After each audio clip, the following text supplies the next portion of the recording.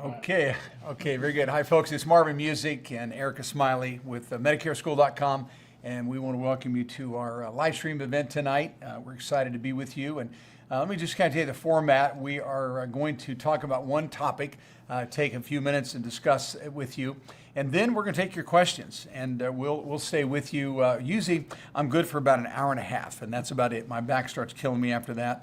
And then I feel like I've talked too much anyway. So, but we're excited to be with you. And most of you recognize Erica. She's been doing video content now for several months with our company and does a great job. And I don't want to say she's my sidekick, but kind of. We get to work together, and it's a joy to be able to educate you and other people really around the country about Medicare.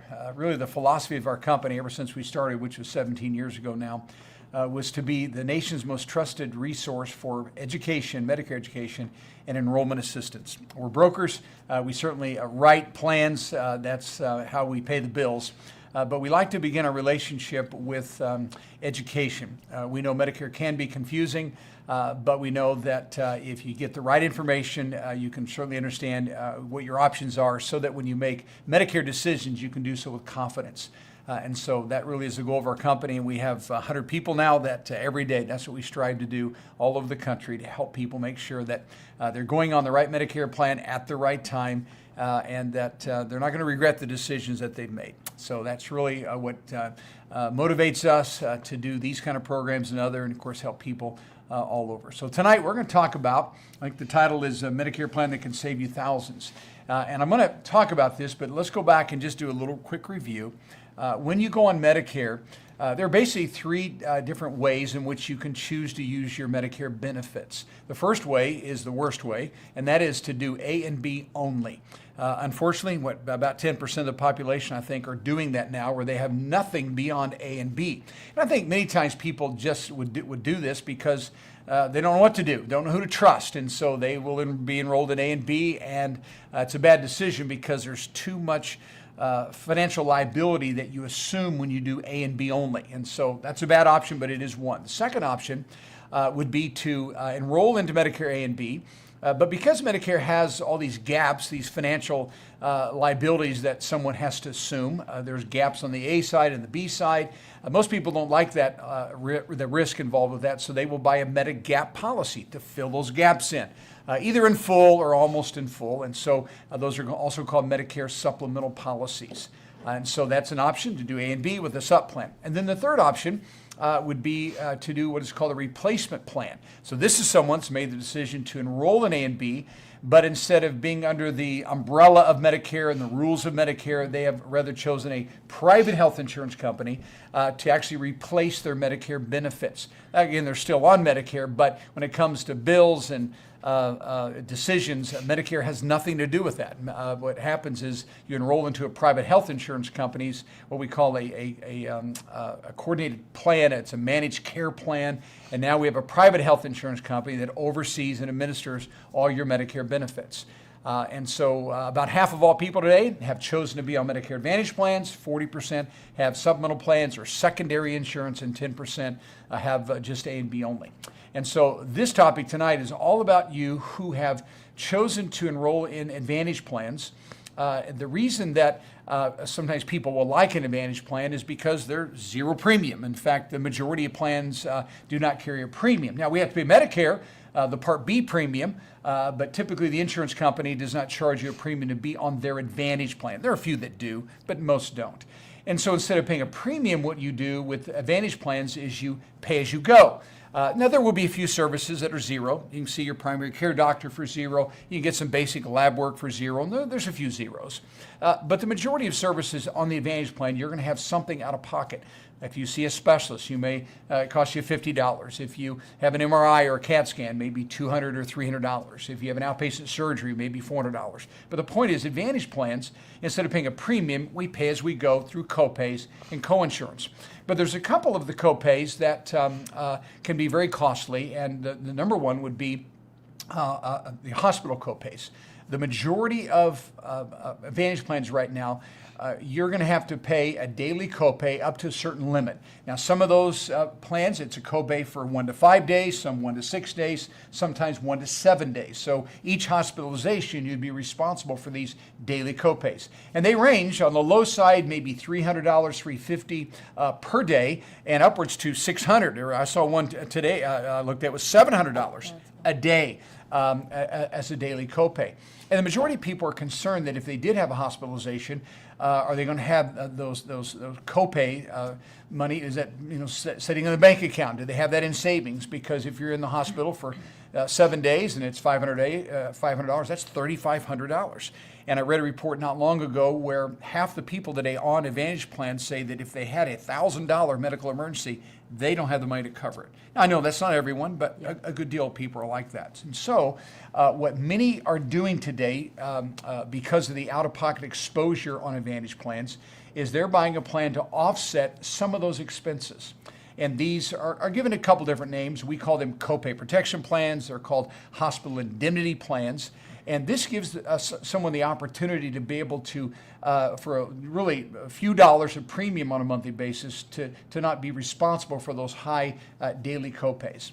And so that's how we're saying you can save thousands. So think about it. If you're on a plan that you're in the hospital for 4 days and it's $500 a day, there's $2,000. And so this hospital indemnity plan, copay protection plan will actually send you a check for that. Once you have filled out a claim form and you've shown that you were in the hospital those 4 days, then they will write you a check for that $2,000. So again, you won't be out of pocket those hospital copays. Many of them also will cover ambulance copays, and they'll also cover emergency room copays.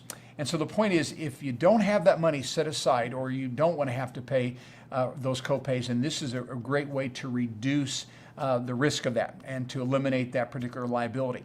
I also want to mention that on the majority of Advantage plans today, we're starting to see some really increased max out-of-pockets because what happens on a Medicare Advantage plan is you pay as you go, copays, co-insurance until you hit a certain limit. Low side is probably $4,000, $5,000 for 2026. High side, I've seen some as high as $10,000 or $12,000 for the whole year. And again, why do people experience that? Well, typically because of cancer or some other serious health issues, maybe hospitalization a couple times. And so this is a way really to eliminate that risk. I want to mention one more thing, and then Eric and I will take your questions. But we also have a plan these are called critical illness plans. Very, very popular today, especially among people that have Advantage plans. And that is a critical illness would be typically cancer diagnosis, a heart attack, or a stroke. So if you undergo any of those health conditions, then what happens is you're subject to filing a claim, and that insurance company will then actually just issue you a check right to you. It doesn't go to the insurance company, it goes to you, and that could be $5,000, could be $10,000, could be $20,000. And so this is a way for you to have that money, again, to cover some of the max out-of-pocket that you'll experience on the Advantage plan, or even if you're on a supplemental plan today. A lot of people even have those to cover the expenses that may be on just medical. Could be traveling, could be loss of employment. There's a variety of things that come up. So those are called critical illness plans. And so we write those as well. Again, very low cost. Those are typically $20, $25 premium, something like that. So you can get a really good value for your dollar. And so if you do not have that money set aside, and you have a serious health issue, these things would definitely reduce your financial exposure. Okay, anything you want to add to that? I've kind of rambled on about that. No, yeah. I mean, great information. Yeah, we talk to people on the phone all the time. If you're going to have an Advantage plan, yeah, it's definitely worth having that copay protection. I mean, those run, what, $15 to $20? Very as low low cost. as that sometimes. Yeah, so definitely going to help out with those copays if you do max out your plan or you end up in the hospital. So highly recommend it. Yeah, very good. I think those of you that already have supplemental plans or are considering it, I don't think you would need a copay protection plan for sure, but the critical illness could be very, very wise investment just for those other expenses that are non-medical. Yeah, Right. a lot of costs people don't think about outside of medical bills with things like cancer and heart attack and all that. So. All right, sounds good. Well, hope that's helpful. If you have further questions about that, we'd be happy to take those. And so Daniel is our producer. He's in studio with Eric and I tonight, and so he's going to be going through the questions, getting those before us, and we are ready to go, Daniel. All right, yeah, looks like we got a lot of good questions here. The first one we have, can I go from Advantage plans to Medicare supplemental plans? Okay, and yes, you can. But in the majority of states, in order for you to do that, you are going to have to medically qualify to make that move. Now, there are a couple exceptions.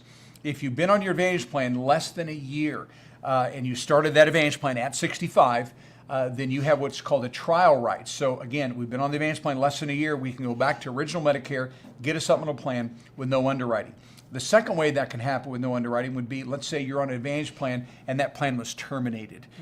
You qualify for what we call a special election period where you can, because the Advantage was termed, you have the right to go back to original Medicare and get a supplemental plan again with no underwriting. Now, the way that works, just so you know, you just can't pick any plan you want.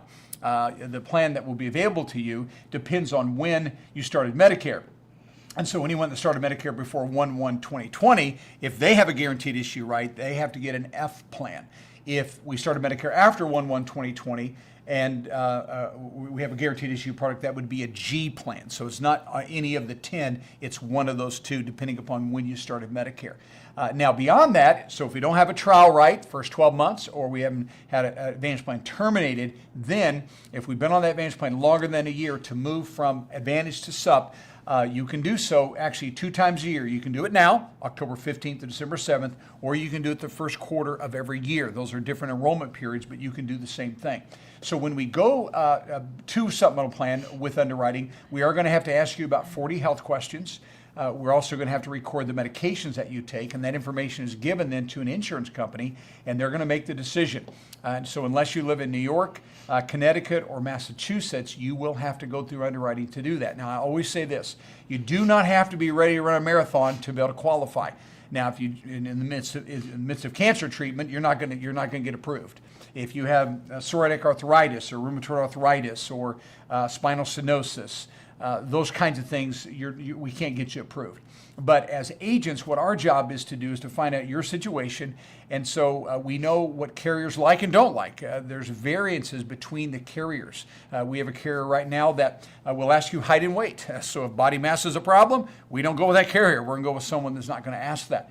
We'll have carriers that will not take any insulin-dependent diabetics. And we have some that will, as long as there's not too much insulin and there's no diabetic complications. We have a carrier right now, if you take medications for depression and you've been on them longer than 2 years, you're declined.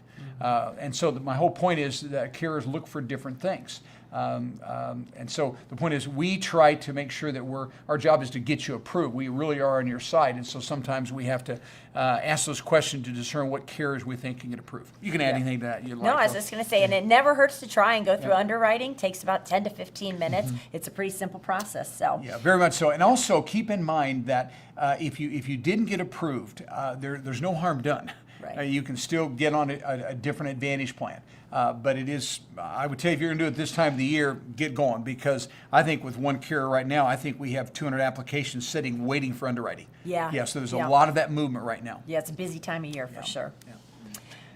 Just to kind of add on to that, reading a lot of this question. Okay. Okay. Sorry, not that one. Let's do it right. Okay, Daniel says we've got one that kind of is similar with that question that we're getting a lot of here. Okay, yes. On the critical illness, there is some health questions, and we write for a few companies. And so there's usually going to be about 5 to 10 different health questions on the critical illness. So if you're in the midst of a critical illness, you're not going to be able to get that. So it's kind of like, if your home's burning down, you can't go out and get homeowners insurance. It's too late. And so, but as long as you can pass the underwriting, and it's very simplified. When we get a Med Sup underwriting, we're talking 40 questions. Critical illness could be as little as 5, at most 10. Yeah, and those are specific, so you can get a cancer-specific critical illness plan. You can get one for heart attack and stroke, and obviously they're going to ask you health questions related to that. That's right. So. And Yeah. what about copay protection? Because people are asking about the same thing about copay protection. Yeah, well, here's the way that those work. There is a period of time when you first go on Medicare where there is no underwriting. In fact, I think we have a carrier right now that'll take someone up to 72. 79. We Oh, have one that goes 79. up to Okay, wow, that's 79. good. Yeah. Okay, so those plans can be added. without underwriting as a general rule. I didn't know they go 79. That's Yeah, neat. we've got one company that goes up to 79 years old, guaranteed issue. So you don't have to quite qualify those as much as the critical illness plans. Okay, very Yeah. good. That's great. All right, and by the way, hey, if you are interested, just call in. In fact, right now you can call in the 800 number. Daniel, can they see that somewhere on Yeah, our it's on screen? the screen right Okay, there's an 800 number there. We're open right now, and we're on Central Time, and so it is about 5:15 Central Time, and so our switchboard is open till 7 p.m. tonight, and then tomorrow morning from 7 a.m. to 6 p.m. So we're usually open 7 to 7, but Fridays 7 to 6. Okay. All right, next. All right, Jimmy wants to know, Marvin, can you explain the highlights or in detail whenever you have time for when it comes to vision benefits or vision plans? Okay. Well, by the way, hi Jimmy. I know who you are, and good to have you on tonight. When it comes to vision, folks, if you're in the original Medicare system, A and B, and you get a supplemental plan, you have wonderful vision benefits. In fact, Medicare and your supplemental plan, it will cover everything vision related: glaucoma, cataracts, macular degeneration, really anything going on with the eyes, except two things. They will not pay for preventive eye exams. They will pay all day long for medically necessary eye exams. So if you're having some vision problems, seeing floaties or whatever, that's covered. But if you want to go to the doctor and say, hey doc, I just want to see if my eyes are healthy, that's a preventive eye exam, not covered by Medicare. Okay, so that's one thing. The second thing, Medicare does not pay for any kind of contacts or glasses except after cataract surgery. So that's the two things that are not covered by Medicare: preventive eye exams and eyewear. And so when people get a vision plan in conjunction with their MedSup plan, then that's what the vision plans are going to cover. Anything Medicare covers, vision plans do not cover. So what will they cover? They'll cover typically an annual preventive eye exam, and then they will pay for some eyewear. And the plans vary. We write plans that iMed is the network. We write some that VSP would be the network provider. And so what happens is they will give you a schedule of what they're going to cover. Sometimes they'll say, we'll give you a certain limit for the lenses, and then you'll pay after that 50-50. But the point is they'll give you a schedule of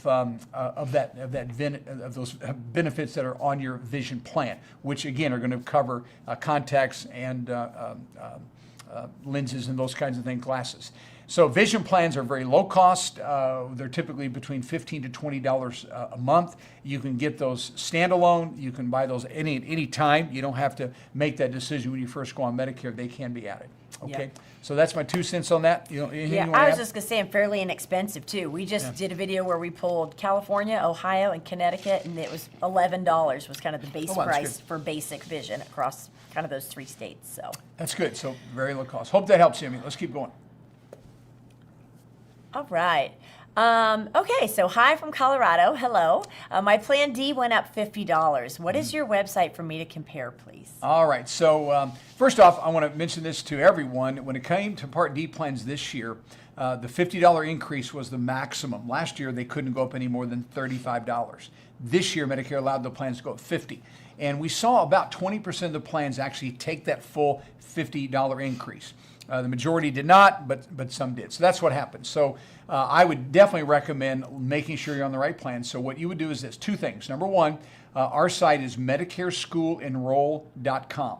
MedicareSchoolEnroll.com. Now, if you're our client, you already have an account there. But when you come to that homepage, I just want you to note this: when you're at that page, on the left-hand side, it's going to say Medicare Insurance Direct. This is a company that we have actually hired to manage this whole system for us. Drug plans are a big deal. They're very, take a lot of time, and so we want someone to manage that for us. So that's why it says Medicare Insurance Direct. Secondly, when you're at our homepage, you're going to see a gentleman in a wheelchair, and I think it's probably his daughter and granddaughter that are with him. So you know you're at the right spot. And you'll need to either create an account, or if you're our client, you would have a username and password. But the reason you want to do that is because now all your information is stored in there. So the original agent who worked with you would have set an account up for you. Username is almost always your email address, and we would have given you a password. So if you don't have an account, set one up. And then you'll go in there and update your medications.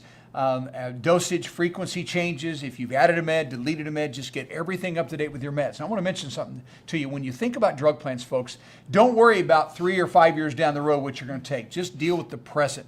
And if you haven't taken a medication for two years, don't put it in there. Put the meds in there that you're actually taking, or those that you just do some PRN. But if you're not taking it, don't put it in there, because one medication can throw your plan off. And so if you're not going to take it, don't include that. So put your meds in, pharmacy choices. This system holds 3, and I would put all 3 in. So pick a primary. I want to go to CVS. That's my favorite. And then we want 2 others. Give us a grocery store, a Walmart or a Costco or somebody, and put 3 in there. And I'm going to tell you why. Because that system will shop the plans available in your market and also look at the different prices. Today, I had a guy gave me 3 pharmacies. One pharmacy, his meds were $480 for the whole year. Another pharmacy, 0. Okay? And so he was going to have to change pharmacies. The one he wanted to go to was not preferred on the plan. So that's why, folks, you want to put all 3 in there. And hopefully your primary pharmacy is going to be the best, but if it's not, you may need to switch pharmacies to save really substantial money. And so what happens, all that information is stored in there. And so our meds are updated, our pharmacies are confirmed, and then it's going to shop all the plans. And what it does, it looks at all the plans and it rates them then from top to bottom, best to worst. And best meaning best for you, worst for you. Because what could be the worst for someone could be the best for you. Yeah. So it's all based upon your meds, all based upon the annual cost of what it's going to cost to be on the plan, premium, and the out-of-pocket expenses. So that's the annual cost that really matters. So it rates them top to bottom. Now, it could be the plan you're on still may be number 1. And if it is, you do nothing. The plan will automatically renew. But if, let's say your plan, I just had this happen. A guy was on a plan. His plan that he's on this year is now number 3 on the list. So he's not going to stay on that plan. You click on the first plan and you add to cart like you were shopping at Amazon, and it takes you out to the insurance company's site, and you can do an enrollment that takes maybe 10 minutes, probably more like 5 to 7 minutes. So it's very, very easy to do that. One more thing I want to mention. If you want to see this being done live, we do it every day at 2 o'clock Central Time. You can go to liverxhelp.com. liverxhelp.com, and one of our staff members there showing people how to use this site, and she actually does, I think, 20 to 30 plans every time, and shows people how to use it, and then we'll make a recommendation. So really kind of first come, first serve, but that's how we help our clients to be sure they're on the right drug plan. Okay? All right. Okay, so can we pick up vision plans for 1 year, drop it 1 year, then pick it up the next? I was thinking, why have it every year when you only need it every other year for eyewear? Yeah, you can. I don't know of any rule that would keep you from doing that at all. All right. Let's see here. So how can my mother-in-law, who is on an Advantage plan, get a quote for this copay you speak about? Mm-hmm. Well, call in, and we have an 800 number that's on the screen, and tell receptionists that you would like to get some information on a copay protection plan. And if you can't get a live agent at that time, then they will create a ticket, and then we'll call you back on that. But again, you may be able to get right in and get that answered, and they'll tell you the prices and find out whether she would qualify or not. Yeah. All right. Okay, so hey sir, do I have to re-sign up this year? I had purchased insurance from you last year. Do I have to re-sign up to buy insurance this year from your company? Well, that's definitely going to depend on the plan, right? So Yeah, maybe exactly. we could get some more information from him Yeah. on what plan. Well, let's say this. If you're on a supplemental plan, the answer is no. You don't have to re-sign up. And that's really, I think, good information for everyone to know. Yeah. When you buy a Medicare supplemental plan, it is a lifetime plan. As long as you pay your premium, you never will lose that plan. And one of the great things that I think about supplemental plans is the coverage never changes either. So if you buy a G plan, you only have to cover your B deductible once a year, and that will be that way for the rest of your life. The coverage never changes on supplemental plans. They're lifetime. They're also portable. You move from one state to another. You take those plans with you. The only thing that can change and will change would be the premiums. They certainly change, but coverage is the same. So, Sir William, if you have a supplemental plan, you don't have to do a thing. But what you have to do if you have a supplemental plan is, I know you have a standalone drug plan. And that's the thing that you have to make sure you're on the right plan. And again, our website, MedicareSchoolEnrolled.com or LiveRxHelp.com if you want to actually see how that works. But don't assume because your plan works this year, it's going to work next year. Please make sure it really is going to be the best plan, because as we had a caller earlier here, their plan went up $50. Well, may have to be on that plan if it's still the best, but there may be something better at a better price. Yeah, Okay? for sure. Yeah, and William, if you have an Advantage plan, that's really going to depend on if you got that letter in the mail. So you should have got a letter in the mail, that ANOC letter or annual notice of change. If your plan's changing, where your doctors aren't going to be in network anymore, if your plan's going away, then yes, you would want to make sure that you shop these plans. So you can call in and talk to one of our guides, and they can help you find a new Advantage plan, because those are calendar year plans, different than the supplemental plans. Very good. Yep. All right. So Marie wants to know, are there any Advantage plans that have zero maximum out of pocket? A friend of mine swears she pays absolutely nothing, but she won't tell me who she has it with. Okay. So. Yeah. Well, no, there is not.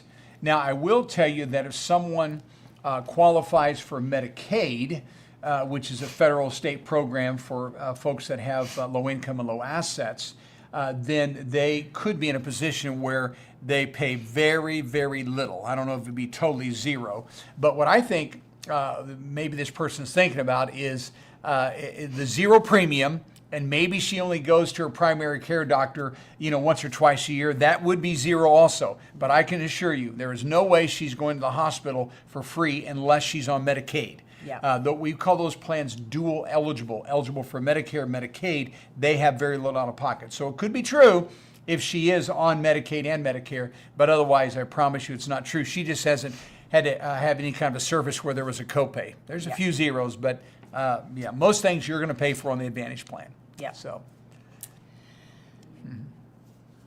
All right. I just signed up for Humana PPO. What do you suggest instead? What you just mentioned. Okay, very good. Well, I will tell you, this 2026 plan year, Humana is going to be really a strong player in the Medicare Advantage market. And by the way, we're brokers. We write for Humana, we write for Aetna, we write for United Healthcare, we write for Cigna, we write for all the carriers. We do. Now, there will be a few regional carriers we probably would not write for because we don't want to. But all the national companies we write for. So I am not pushing any plan.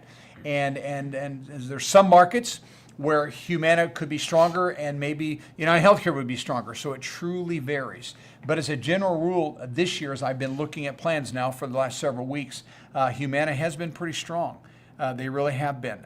So it still may be the best plan for you to be on. And so what you can do if you want to go to our site, it's the MedicareSchoolEnrolled.com. We use that site for drug plan switches, but you can also look at all the different Advantage plans in your market on that site. Now, there's going to be a bunch of them, I can assure you. Most markets right now have at least 30 Advantage plans, I think, maybe 25 to 30 average. Yep. But that would be a good place if you just want to do a scan, because, folks, it is not legal for us to put out comparison charts. That's against the rules. We can't, list 10 items of one plan and set it beside 10 items of another. That's not possible. So what you do, if you want to look into the plan, go to our site, MedicareSchoolEnrolled.com, and then you put your zip code in there. It'll show you all the different Medicare Advantage plans, and you actually can click on them, and there will be a place on there where they have a summary of benefits. And the summary of benefit will give you really all the important details, the premium, the copays for hospitals, specialist visit, and the different perks that are offered. So that's a great place to look. And then if you feel like you really are unhappy with Humana, just set up an appointment with us, and we'll look at everything in your market, and we'll figure out there may be a better option for you. Okay? And you can call in right now, by the way. Our switchboard's open, and you may be able to get a live agent. Our agents are all here right now, working away. All right. If I were to switch my insurer from a Medigap Plan G, would that go through underwriting, and is that information shared with other insurers? Okay. Let me tackle it. Sure. Okay. All right. So unless you live in New York, Connecticut, or Massachusetts, you are going to have to go through underwriting to switch plans. I'll tell you about one other exception in a minute, but let's go through this. So would that require underwriting? And is that information shared with other insurance? The answer to that is no. If, let's say someone is with, I'm just going to say they're with Aetna, and they'd like to go with United Healthcare, and they're going to switch their plans. When that application is given to United Healthcare, they do not share that with anyone else. It is just for their observation to see if it's someone that they feel comfortable with approving the policy or not. And just so you know that, let's say you are with Aetna and move to United Healthcare, that Aetna's not going to know at all that you're trying to get other coverage, because if you were to get denied by United Healthcare, you still have your Aetna plan in place. We never cancel a supplemental plan until we've got approval from the next company. And if we don't get approval, there's no harm done. Nothing's been damaged to your records really whatsoever. So it's fine to do that. Okay. All right. I am a Medicare school client in Florida. Well, thank you for being our client. We appreciate that. Can you talk about the drug agreements that White House announced today and how we should choose a new Part D plan? All right. So I saw the announcement about Zepbound and Wegovy, but you know what? I've been working all day. I've had a chance to dig into. Have you had a chance? We did. We read it some. Okay, so the good. GLP-1 medications, they worked with, I think it was Nova Novartis and Eli Lilly to get some of those medications covered through Medicare and Medicaid now. So what I read is some of those medications could be as low as $149. And there's coming out, it's a new oral medicated, orally administered. So not the shot, but orally. So yeah, that's the main thing that I saw about the GLP-1 medications and those costs being lowered and now being covered by Medicare and Medicaid. Okay, so I just saw the headline. It said it goes into effect January 1, 2026. So did they specify any rules on that? The bottom line is if it's in formulary, it's going to be $149 copay? Is that what you're there was thinking? different prices. So for some of them, it was going to be $350. That was for the injections. It looked like the orally administrated ones that are coming out are going to be less expensive. So I think we saw like $149, Daniel, didn't we? It was around the price on that. Yeah. But there weren't a lot of specifics on it. But it looks like it's geared for people. A lot of people are on those medications now. They're on it for diabetes. Right. They're not approved or covered when it's for weight loss. So it looks like that's kind of the major change that's going to happen in 2026. Let me ask you this then. Maybe we ought to try to give out more information on Monday, Daniel? Or do you feel, anything else you want to share? Because I really. That's about all the basic articles I read. Okay. So, yeah. Listen, we will try to do some research over the weekend. We have this event again on Monday night, 5 o'clock Central Time, and then we will be sure to address that issue for sure. But it did look like it was only those two medications you talked about, the Zepbound and the Wegovy. Okay. Yeah. All right. Sounds good. All right, my birthday is in September, retire next week, continue to have the group insurance from work until December. Am I qualified for a SEP and have 8 months to apply for Part B and a Medigap Plan G starting January 2026? Okay, so your birthday is September, so I'm assuming you're saying you turn 65 in September. So you retire in November, and that's fine because what happens, you're right, your 8 months would begin we'd start counting those 8 months in November. So you would have definitely plenty of time to start in January.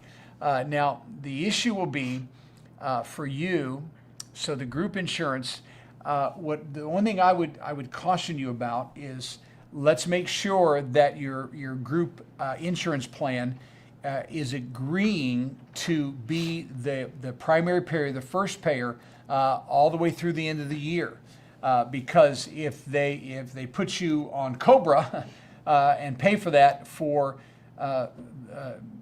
December, then you would be the first payer because COBRA only pays second. So I'm assuming that your group plan is saying, hey, we're going to treat you as though you're still working, though you're not, and you would be fine. Now, let's think this through. So your birthday is September, October, November, December. So you really don't have to go through the hassles of using an SEP, because if your birthday's in September, as long as it's not the first, so if it's September 2nd thereafter, your last 3 months are October, November, December. So what I would do is I would just enroll in A only right now, for sure. Get enrolled in A, and that's going to give you an A date of 9/1 of 2026. And then in the month of December, you're going to submit a form called a CMS 40B. And that form can be sent to your local office. Now listen, you don't submit that this month. We want to submit it during the month of December. And then on that form, CMS 40B, you're going to say, please begin my Medicare Part B effective 1/1/2026. And then you don't have to worry about the SEP paperwork. Because listen, you cannot actually even qualify for an SEP enrollment until after the IEP is expired. And so that would be January 1 for you. And so that's not you don't even want to go into Medicare using SEP. So let me repeat that, okay? You are going to take A only now and go online and do that, or maybe you already have it, but you want to have A only. And then that way you have a Medicare number, and then during the month of December, you're going to submit the 40B requesting in the comment section, please begin my Medicare 1/1/2026. That's the way that you do that. And then you can right now even pick out your Medigap policy, no problem, and have it go into effect 1/1/2026. Also, if you call in, let one of our agents, they'll do this whole process for you. So don't worry about the SEP. That's not how you need to come into Medicare. You're still going to use your IEP because that last month. Okay? Yep. I was going to say, too, to add about that Medigap Plan G, we can actually look at those rates for you a couple months out, so you could call in now even to get rates on that and start the application process with that as well. So, right. yeah. All right. Good evening. Part B meds question. On Medicare Advantage plan, does Part B meds also count towards max out-of-pocket on the spend down? So the GAP plans don't qualify for ATM. Oh boy, so what's that now? You're on a spin down. So GAP plans don't qualify. What's ATM? You all? I'm I'm not blanking. sure on that. Athletes are qualified. Oh, at the moment, maybe. I don't know. On spin down. Okay, well, if you're on spin down, that tells me you're on Medicaid. Okay, so to answer your first question, yes, the Part B meds would count towards the max out of pocket. It's really everything that you spend out of pocket would count. Now, listen, if it was Part D meds, it would not count, but Part B meds would for sure. And so you're on a spend down, so GAP plans don't qualify for. Yeah, I don't know what that last statement means, and I'm really, really sorry. But the truth is, if you're on a spin down, if that means you're on Medicaid, you technically don't qualify to get a Medigap policy. Now, what I tell people, if you're on a high spin down, $500 a month, don't do that. Just don't even use the Medicaid benefits. That's a total waste. Now, it's $50 a month. That's different. So if you have a small spin down, then you may consider getting a dual eligible Medicare Advantage plan. Those are called dual SNP plans. I'm sorry, I don't know what ATM means. Sorry. It looks like they were just making a comment saying they're on a spin down, so they don't qualify for GAP. Okay, very good, very good. Got it. That makes sense. Yep. All right. Okay, who Yeah. can I talk to about my situation? Okay, very good. Just call in. Call the number. And when I think we have 15 receptionists, something like that. So whoever you talk to, answer the phone, tell them why you're calling, that what you need, and they will transfer you to a live agent if we have someone that's available and not on the phone. And if not, then they'll create a service ticket, and then someone will reach out to you really, really soon. Yeah. Okay? Yeah. So call in. We'll help you. We're brokers in every single state. We write right everywhere in the country. Yep, if somebody doesn't get you tonight, they'll probably give you a call back tomorrow or get you an appointment for tomorrow. So, all right, what if someone is on a Medicaid Advantage plan with doctors from a particular hospital and that hospital stops accepting payments for that plan? Yeah. Would underwriting be required to switch plans? Oh. Yeah, well, on this one, you never have to go through underwriting to switch Advantage plans. So, you want to make sure your Advantage plan has your doctors in network. So, this would be a perfect opportunity to make sure, and Marvin talked about that. The software, you can go in and plug in your doctors and look at all those Advantage plans, or call us and the guides can look at plans for you, because you would want to make sure that you reshop Advantage plans, because you want to make sure your hospitals and your doctors are in network. And no medical underwriting required at all. That's right. So that's what Erica's right. Advantage to Advantage, never underwriting, ever. As long as that Advantage plan is in your zip code, you can enroll into that plan. You just have to be enrolled in A and B, right? Yep. And that's it. So, so folks, whenever we talk about underwriting, we're always talking about supplemental plans after 6 months of our B date, or when we're switching plans. That's when underwriting comes into play. Yep, so that should be an easy swap for you. Yeah, very. Yeah, call in, brassy lady, and ask for an agent. We'll help you do that. Make sure everything. Hey, I had it happen today. A family out of Connecticut and Yukon Health. I guess a big hospital there. They were still haven't agreed to take Aetna. They're negotiating, concerned about that. And so we did find one hospital in that area, one plan that Yukon was in network. So it's a big deal. Yeah. So this is the time to do it, folks, right now during this October 15th to December 7th. All right. Losing extra help in January 2026. My hubby was WellCare and I have AARP UHC for Part D. If I sign up for our Wisconsin Senior Care drug plan, they say that is credible. Should I cancel both Part D plans? Well, Wisconsin's a different state than Minnesota and Massachusetts. So, pardon me, I will be honest, I'm not familiar with the Wisconsin Senior Care Plan. All you have to do though, is if they tell you that it is truly credible, then you should not have to have a Part D plan. The only people that have to have Part D plans are those that don't have a credible option, such as getting meds to the VA, TRICARE, FEHB, union plan, employer plan. So it sounds like to me that this Wisconsin plan is good. So, and you're definitely going to want to, if it is credible, and I believe it is, based upon what you've said, you definitely want to call them and cancel that, because that D plan is going to automatically renew into 2026 if you don't cancel. Normally what happens is when we switch drug plans and then it automatically happens. But in your scenario, I don't know that Wisconsin enrollment will automatically cancel the D plan. So I would assume it's not. So just call UHC, call WellCare, and let them know that you don't want that plan effective 1/1. Okay? Okay. All right, which dental plans do you recommend? I'm on a plan G. Okay. Well, we actually write a couple, and it truly depends upon what your need is. I am personally am on Emeritus. It's served our family very, very well. That's a good plan. And by the way, there's several. I'm not even promoting Emeritus, but I'm familiar with that plan. I think Cigna has a good plan. It's a high benefit. It's kind of a growing type. It starts off at 60%, goes 70%, 80%, keeps growing. My point is, what I would do is, depending on where you live, is going to determine really what's going to be your best option. Do you have a dentist that you like? It's always nice to find a plan that your dentist likes and takes and can file the claims. Just know that if you're on any dental PPO plan, you can truly go anywhere you want.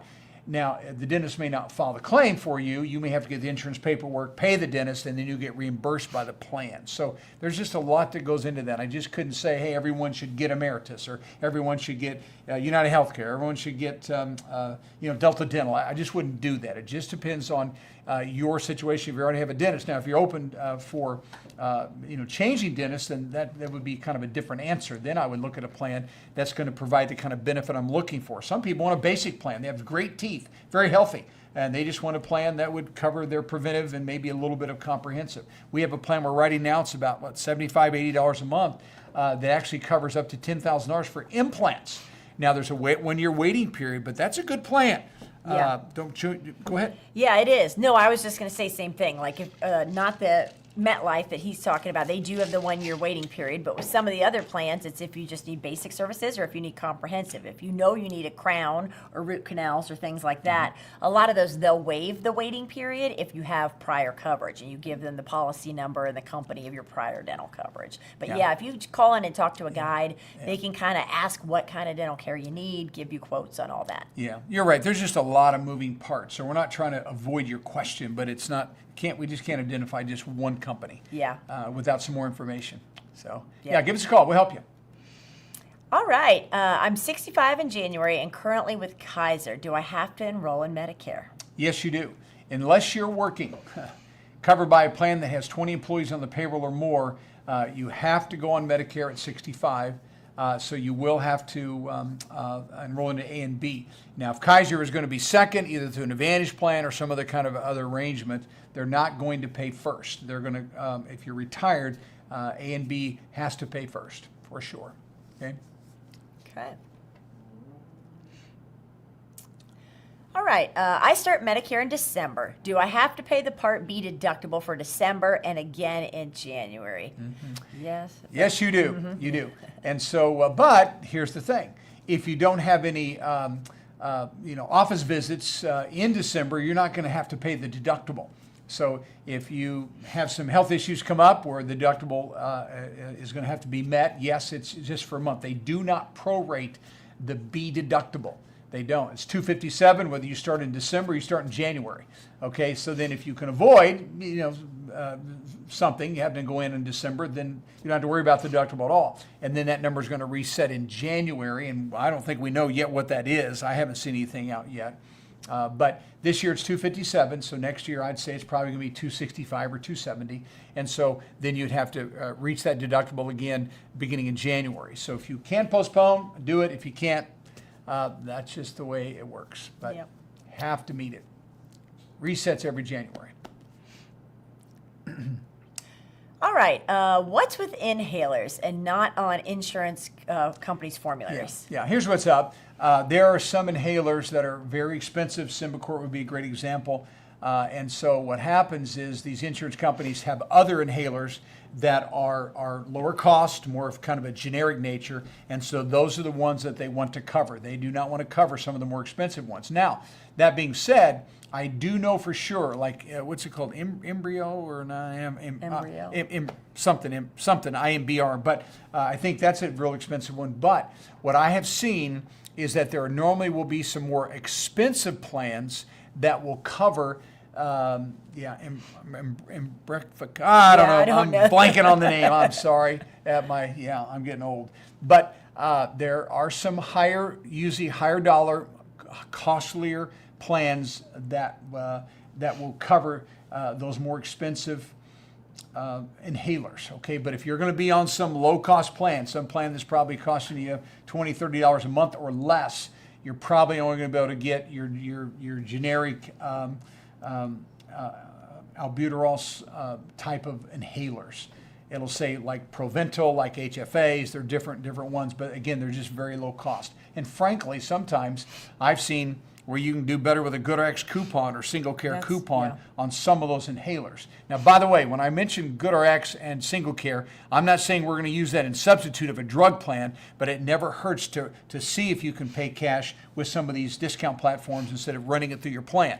I can assure you a brand name, that's not going to happen, but some of the generics sometimes are better just paying cash with the coupons. Or Cuban's Group, Mark Cuban, Cost Plus Drug Company. They buy drugs directly from the manufacturer. They bypass the pharmacy benefit managers, add 15% to the manufacturer cost, $5 to fill it, and you pay shipping. So really good. All right. So that's what's up. They don't want to cover the expensive ones, but you'll better find They it. give you a different one, yeah. All right, I have a high IRMA this year, and next year will be higher, over $500 her IRMA. Would it be wise to drop Part B and go on my spouse's employer-sponsored plan until he retires in about a year? Okay, maybe. And by the way, Maria, an IRMA is a good problem to have. It's a first world problem. But I understand, and so I think that would be fine. If your spouse's plan has at least 20 people or more on the plan, and he is still actively working, you do not have to take Medicare B. If you're on Social Security, you have to take A, but you don't have to have B. So it would be fine to do that. In fact, that would be a very good reason. And so I'm assuming we're talking about 26, so then that means in 2027, they'll look back at 2025. And then, so hopefully maybe you'll have an IRMA then, I don't know. But remember, you can always, with a life-changing event, appeal the IRMAs. That life-changing event has to have happened either 1 year ago or 2 years ago. And so we can use life-changing events to appeal IRMAs. So I'm assuming you probably already know that, so I'm kind of assuming you don't have an appealable reason on the IRMA. So yes, going to your husband's plan is not a bad idea. It really isn't. And she'll get another special enrollment period when she comes off of that in a year, correct? That's And once exactly come right. back into That's Part right. B. That's right. Drop B, and as long as your husband keeps working and covered by an active plan, Erica's right, you'll have an SCP. I'm not sure. What would happen to TFL? I don't know what happened TFL. to TFL? Okay, I didn't know, maybe you guys knew. TFL, maybe is she talking about, maybe, is that total family limit? Maybe like for an HSA? Ask her to, yeah, Maria, let us know, what's TFL? Okay. We'll all keep an eye out for that. Okay, let's keep going. She answers it, let us know. Okay. All right. We just want to thank Michelle so much for her recent help she provided to us. She is definitely a great asset to your company. Couldn't be more pleased. That's great to hear. All right, glad to hear it. Yeah. I'm glad you had a good experience. I mean, our goal is to make sure everyone has a good experience. Yeah. And I wish we were perfect in that regard. We're not, but we certainly try. So thanks for the encouragement. Yeah. Brian, we appreciate We'll that. pass that on to Michelle. Yeah. Maria got back to us. TRICARE for life. Okay. All right. So, yeah, that's a whole different animal. So what happens if a person has TRICARE for life, they're eligible for it, then if you're going to use TRICARE for life and you're 65 and beyond, then you do have to be enrolled in A and B. So now what you're asking me is, would TRICARE for life pay second to the group plan? And it wouldn't be TRICARE for life. TRICARE for life is going to be in conjunction with Medicare A and B. But I would assume that regular TRICARE would pay second to just a normal employer-provided plan. Maria, I've never had that come up, so I'm just kind of sharing with you my thoughts about that. But TRICARE for life means that you've moved into Medicare eligibility, and I know TRICARE for life only pays second. So the question would be, I think you just call TRICARE and say, if I come off Medicare and I have A only, but I have a group plan that's going to pay first, will you all pay second to that? I assume they will. Okay, I would assume that. I've just never had that come up before. In 17 years in this business, I have not. Okay, you want any comment on that one? No. Yeah. Sorry about that, Maria. All right. Is there a copay on Plan N when you go to your physical therapy? No, there's not. I was saying copay protection plan. Yeah, no, copay there is on a Plan copay. N when you go to physical therapy. So yeah, you can have up to a $20 copay. He has copay protection on the brain tonight. So that's yeah, right. so no, with the Plan N, that is the one difference between the G and the N. You have to pay a small copay when you go to the doctor. Mm-hmm. So yeah, you're probably going to have anywhere up to a $20 copay when you go to that physical therapy session. Yeah, that's exactly right. Yeah. Sorry about that. I really, because I talked about copay protection. I thought that she was asking, can you get a copay protection on Plan N? All right, enough said. Erica's right. You're going to have a copay. All right, a supplemental plan sounds good for my needs. I don't have any prescriptions, so can I eliminate having a prescription plan? So No. I say, yeah, I can answer this one too, because we get this a lot, right? I talk to people all the time. They say, I'm healthy, I'm not on any medications. Why do I have to have a Part D drug plan? And there's kind of two main reasons for this. So one, if you don't sign up for a Part D drug plan when you need it or when you're eligible for it, you could get penalties and late fees from the government. So they could start charging you a 1% penalty every month, and that's a lifelong penalty. But really the main reason is that you just don't know what's going to happen. So we talk to people all the time. They get put on medications that are thousands and thousands of dollars. So heaven forbid you do get put on a medication like that, you don't have coverage. And really the good thing about these Medicare Part D drug plans, if you're not on any medications now, you can possibly find a drug plan that's probably going to be $10 or less, maybe even $0. We find a lot of plans that are $0. So then you're on it, you have the coverage, and they have a cap.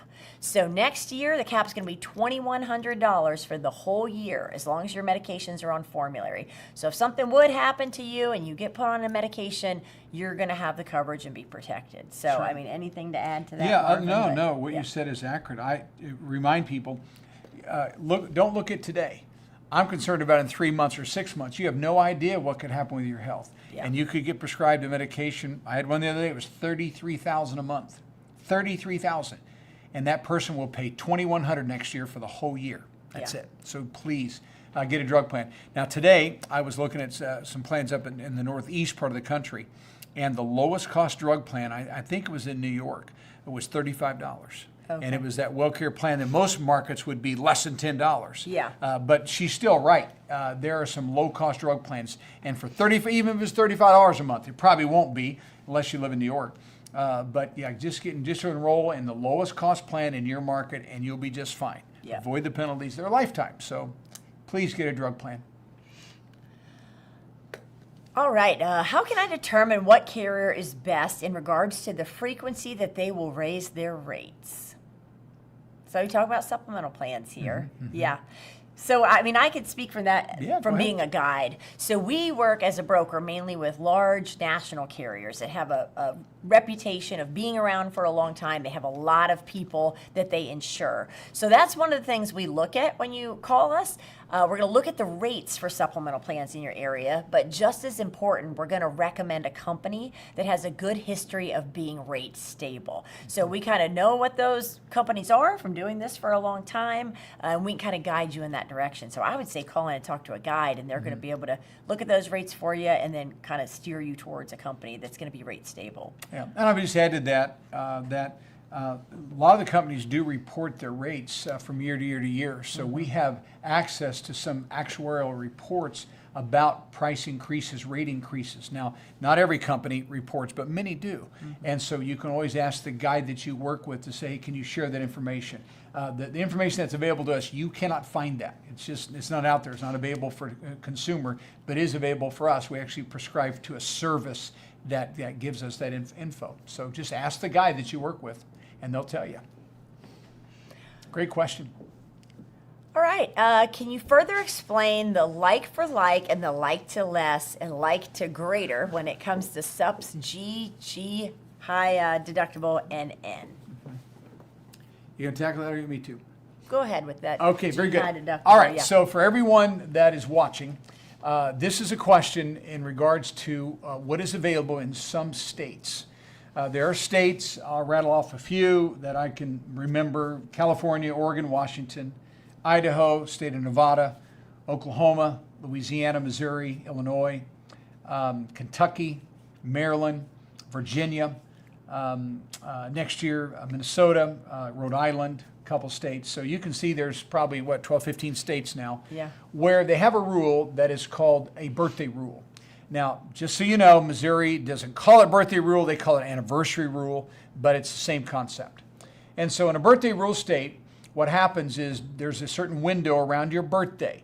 It could be 30 days before your birthday, 30 days after. It could be from your birthday for the next 90 days. There's a variety of rules. Each state varies. But we have this period of time around our birthday where if we're on a supplemental plan, not buying a new one, but we're already on one, and when we roll around to our birthday, if our supplemental plan has gone up substantially, we're no longer happy with the premium, then we can select a different company and move to a different plan. But my plan choices are normally like to like or like to less. That means if I'm on a G, I'm in a birthday rule state, most generally I can move from a G to a G or a G to an N.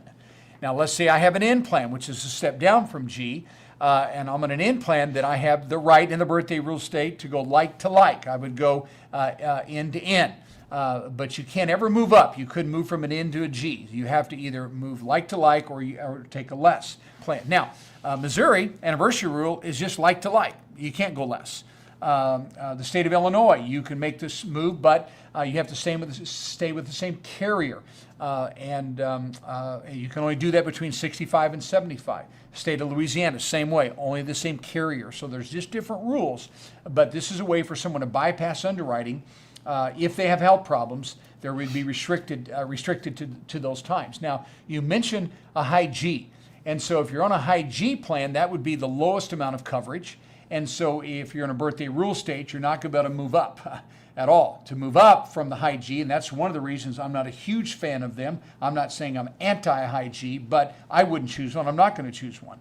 But if I'm on a high G plan, that means I have to reach a deductible before my plan pays anything else. They're very low cost, but you're going to have to meet that deductible. This year it's about $2,900.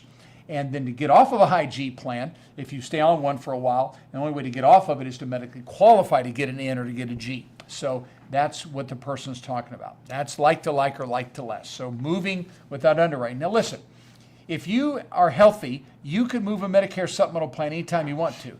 And again, you don't have to be perfectly healthy, but as long as we get you through underwriting, we can do it beyond the birthday rule. We can do it really anytime you want to. But if we have health problems, we're we're restricted then to those months. And if you can go through underwriting and pass underwriting, you can go from an N to a G. Yes, you you can. You can You go sure up can. that Oh, way. yeah, So. yeah, that's right. You All can. right. That's a good question, Charlie. All right. Hello, Marvin. Thank you for Kimberly Shaza. Yeah, she's great. Kimberly led my wife and I through the journey moving from Medicare Advantage to Medicare Supplement. Kimberly did an excellent job. Yeah, That's great to hear. Well, I'll tell you, John, she is a smart lady. She really is. Yeah. She's brilliant. So, and her boyfriend works for us too. His name is Zeb, and he's a sharp guy too. Yeah. All right. Thank you for letting us know that. Daniel, you need to pass that on to Kimberly so she knows. We Okay. do. I saw Brock. Brock on Monday night got a shout out, and I told Brock, hey, you got to shout out on the live. So we always like to pass that on to them when we see that. So, all right. Is the supplemental plan the same thing as a Medigap plan? It is. Those are interchangeable. So Medigap plans, supplemental plans, those are all referring to like Plan G and the Plan N. So those are the same. You may hear that Medigap OEP. That's that 6-month window that you have that lines up with your Part B start date to get a supplemental plan. So that's why we hear the Medigap a lot with that Medigap OEP. But they are the same. That's right. All right, Sue from Tennessee. Hi, Marvin and Emily. It's Erica, but that's okay. People always call me Emily. I don't know why. We had that conversation today. But hello. I noticed my Cigna has changed to HealthSpring. Can you tell me a little bit about HealthSpring? So, Yeah, me too. yeah, go ahead. Okay, sure. Yeah. Okay, here we go. So what happened? Cigna, of course, a household name, been around forever. There was a company that bought them, but before the purchase, Cigna actually was branded two ways. They were called Cigna with a lot of their products, and then they also were called Cigna HealthSpring. And so what happened earlier this year, a company called HCSC, Healthcare Services Corporation, bought Cigna. And they paid about $3.2 or $3.3 billion for them, so it was a huge buy. And so when they bought them, they decided that they were going to rebrand everything and they were going to just use the name HealthSpring. So that's what happened. And by the way, I do not think that's a negative in any way. In fact, I've talked to people internally that work for Cigna and they think it was a very good acquisition. So I wouldn't be alarmed by that. I'm not concerned about HealthSpring by any means. It's just the branding of the old Cigna. And so they have good rates, and they have good stability. So I think everything is just fine. And when I say things like that, folks, I don't have a crystal ball. I have no idea how much cancer is going to be in a group or, hip replacements, joint replacements. So we don't know what's going to happen in the future for price increases. But we do know what's happened in the past. And so we've had lots of folks with Cigna that have been very happy with them for years. And so I assume that HSCS is going to continue on doing the very same thing. HCSC. HCSC. I was going to say Healthcare Service Corporation. the guides have been signing up a lot of Cigna HealthSpring lately. So yeah, they're continuing to do well, probably. All right. So that's what's going on. All right. Are Advantage plans being denied at any hospitals? Saw this on the internet. Absolutely. Absolutely. In fact, right here in our market, local market, there is one hospital that will only take one Advantage plan now. I had a guy today that called in from Connecticut, and I talked about this a few minutes ago, and he likes to go to UConn Health and University of Connecticut Health, and they're having difficulties right now negotiating everything out with Aetna. And so probably not going to be a network. And so this is happening all over the country, folks. And by the way, I am not bashing Advantage plans. But you got to realize that the reason this is happening is because Advantage plans are notorious for being low pay, slow pay, and sometimes no pay. I've had stories of people that Advantage plan did a pre-authorization for hospitalization, and then they reversed it. So those kind of things happen. And that's frankly just one of the negatives with Advantage plans. You have pre-authorizations. And what happens is Advantage plans go into a contract with a hospital, and those hospitals, of course, been tracking this for years, and they're not making any money. They don't like the reimbursement rates that they get, and so that's why they're dropping them. They're just not they're paying. The best pay, of course, would be just regular group insurance, or company plans. But then the next is Medicare. Medicare pays very quickly to the providers, usually 2 to 3 weeks on the claims. Supplemental plans pay within a week or two after that, so it's very quick. And so Advantage plans have the reputation of, again, low pay, slow pay, and sometimes no pay. Yeah. Okay? And that's sad. It is sad. And I'm not trying to scare you off of them at all. But it is definitely something that's hitting a lot of places throughout the country. Okay? We're seeing these networks decrease in size. Yep. Yeah. All right. You were saying the Plan G won't stop as long as you pay the premium. If my premium goes up, will they put this in the ANOC also to notify me somewhere else? You did a great job for me. Thanks. Well, good. Thank you. I'm glad you had a good experience. So you're actually not going to get an ANOC letter with the Plan G. So when we talk about that annual notice of change and AEP and shopping plans, that's really for the Advantage people, and that's for the Part D drug plans. So yeah, Plan G should still cover like a Plan G year to year, and there shouldn't be changes with that you have to worry about. Now, if your premium goes up, and that's where sometimes we talk about getting into a fresh pool and kind of restarting the clock, if you're in a birthday rule state, maybe you want to shop other carriers for that plan. If, 3 to 5 years after you have your plan, the rates are going up. Or you can always try and go through medical underwriting. But yeah, you shouldn't have changes year to year with that supplemental plan. Yeah, you just get a premium notice, increase notice. Yeah. 30 to 60 days before the anniversary of your policy.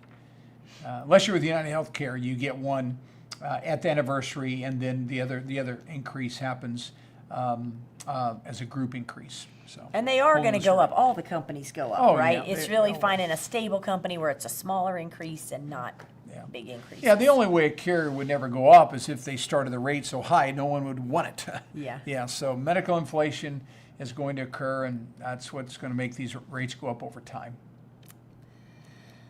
All right, in a Medigap N plan, what would be the copay for urgent care visits? The same as the emergency room. Emergency room's $50 on those. Yeah. Yeah, I would assume no more than $20, and it is outpatient. So once you've met you'd have to definitely meet your B deductible first. So I would assume it would be, because you're going to see either a nurse practitioner or you're going to see a doc. So I think you're right. Yeah. Okay. So it could be $20 up to. Good. All right, a friend turned 65 in August, still working, just being diagnosed with cancer. Hasn't selected a plan, just registered for Medicare. Any suggestions regarding the best plan? Yeah. Yeah. I would definitely get a G plan if they can afford it. Just because you got a lot of doc visits that are going to happen. So if the person can afford the G plan, it's the most comprehensive plan available today. So that's what I do. And if that's not doable, then just get an N plan. It's still a wonderful option. It is. But the difference in price is $50 to $60 a month, and so sometimes that is very helpful in someone's budget. So an N plan is not a bad decision, but if I'm going into a situation where I know I have cancer and I'm going to have multiple doc visits and all that, I probably just wouldn't want the hassle of the claims. I just assume meet my B deductible once, and then you're done. You should never see another bill after that. Makes it a lot more simple. Yep. And make sure they know they've got that 6-month window to get that supplemental plan with no medical underwriting. So from your question, it looks like maybe they haven't registered or enrolled in Medicare that's yet. what I'd say. Yeah. All right. My last day of employment, retiring, is December 31st. Am I correct in assuming that I can pick a supplemental that would start January 1st? Yeah, absolutely. If you're enrolling and starting Medicare January 1st, we could set you up with a supplemental plan for a January 1st start date. So yeah, schedule an appointment with one of our guides or call in now if you want to. And they'll talk with you and give you some different rates and help you select a supplemental plan. Yeah, actually, some states we can write supplemental plans as early as 6 months before you begin Medicare. Now, the supplemental plan is not going to go into effect until your Medicare B has gone into effect, but you can do it right now. Erica's right. This is the perfect time to shop that. And also, you're going to need a drug plan. And all the drug plans, of course, that we're doing now, we can do an enrollment for January 1st as well. So perfect timing. Yeah. Give us a call, Susan. Really, we'd help you. Call in, ask for an agent's assistance, and we'll talk about everything that's available in your particular market. Yeah. Yeah. And congratulations on retiring. Yeah. That'll be a fun New Year's for you. All right. All right. My Advantage plan is leaving New Hampshire and I have guaranteed issue right. Can I get a supplemental plan N without underwriting? Age 79. No. No, you can't. You're going to have to, the only one you would have rights for would be a Plan F, because you started Medicare before 1/1 of 2020 would be an F. Now, if there's some kind of special rule they have in New Hampshire, that would be the only way you could get anything beyond the F plan. But the federal rule is always based upon when you started Medicare. So that would be an F plan. Okay? Yeah. And those F plans are great because those are the most comprehensive that cover all 6 gaps of Medicare, but they could be more pricey. But Yeah. all right, I heard you just mention VA. I'm an Army veteran on Medicare A and B and AARP supplemental. Could I speak to you regarding the ins and outs of what happens for payment if seen in an ER or hospitalized? Okay. Well, so first off, if you're we're talking about something outside of the VA for sure. So I don't know of any outs. Of course, I don't know what plan you're on either. So I'm assuming you supplemental plan G. So what would happen if your ER visit was your very first claim for Medicare? Let's say you in the ER, January 1st. Then you would have to meet the B deductible because ER is always outpatient, so you're responsible for the B deductible on the G plan, so that means that visit would cost you $257. The ER bill is probably at least 10, 15 grand anyways, so it'd cost you $257. And then if you were hospitalized, then I'm pretty sure they waived the ER expense. I could be wrong about that, but I think no, that would be an Advantage plan. They waive it then. So let's go back. So if you're hospitalized, then whatever plan you're on, whether it's a G plan or an N plan, all of that is going to be covered by your supplemental plan, because every gap on the A side, which covers hospitalization, is covered by both G and N plans. So you're nothing out of pocket to the hospital. If you're in the ER, you'd be responsible for the B deductible, which is $257, right? And so anyway, so whenever I have a veteran that asks a question like this, so I am assuming that the reason you bought a supplemental plan is because you want to have a civilian option, meaning you want to have the option to go outside of the VA system. And so that'd be the only reason that I would have a supplemental plan. Because if someone wants to stay in that VA system, then unless you're loaded financially, then I would not have a supplemental plan if I'm primarily using the VA. What I would do would do what's called an MA only plan. That's a Medicare Advantage only plan that then you can use it when you want to as a civilian, but you get your meds to the VA and then you have a civilian option to go outside the VA. And the reason those are attractive is because on the majority of MA only plans today, you're going to get back about $150 on your Social Security check. They actually give you what we call a Part B give back. So the Advantage plan takes some of the money they get from the government because they don't have to cover your meds, and they give you a credit on your Social Security check. So someone who's very happy with the VA that may go outside the VA, but rarely, then I would suggest an MA only plan instead of paying the premium on that ARP supplemental plan. But if you say, I don't really like the VA that much, I primarily go out of VA, then I'd keep that supplemental plan for sure. Okay? All right, which companies offer household or roommate discounts? Do both spouses need to be with the same company? So it just depends. We work with a lot of different brokers, and we have some that are, you have to both have a plan, and some it's just if you live with somebody over the age of 50. So it really just depends on the different carrier, but a lot of them do offer those kind of discounts. Yeah, the majority of them do. They will. We just have to verify that you either are married or live with someone. We have to write their name down, typically their date of birth on the application, and that gives you one discount. Now, what we find with a lot of carriers, if both are with the same company, then you get an additional discount. We call those multi-policy discounts. And Erica's right, it varies. So call in and we can discuss those different discounts with you, and we try to get you the lowest price possible. So we're going to include that information on the application for sure. It's hefty. In Missouri right now, it's 20% with one company. Yeah, that's 20%. That's a nice discount. Yeah. Yep. All right, Marvin, hello from Rhode Island. My supplemental plan G with Humana. I've been happy with them. Should I check out other agencies to see if I can find a better rate?